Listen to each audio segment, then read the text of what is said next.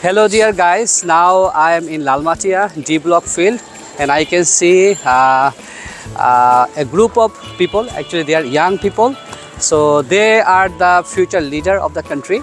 They are not only the future leader of the country, they are the future leader of the world, understand? So their opinion is really very important to me. First of all, I am going to be introduced with them. What's your name? Arav.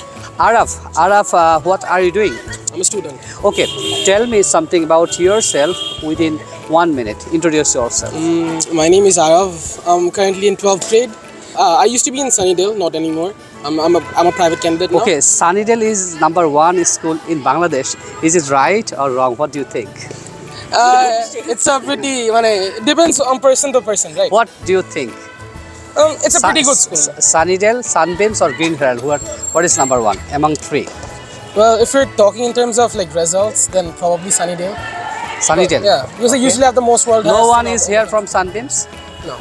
All are from Sunnydale? More or less. So, what do you think? What is your rank?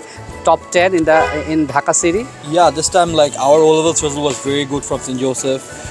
Many of them got the world highest. And I mean, St. Joseph English medium is not for long time. No, it has started very recently. In 2017 it has started. 17. 17. So how many years? 7 years. 7 years. Okay. So you passed O level. Yeah. How many subjects you had in your O levels? I had 6 subjects. 6. And what is your result? All B.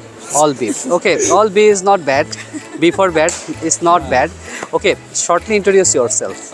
My name is Tasin Hassan. My previous school was St. Joseph. I'm now a private candidate.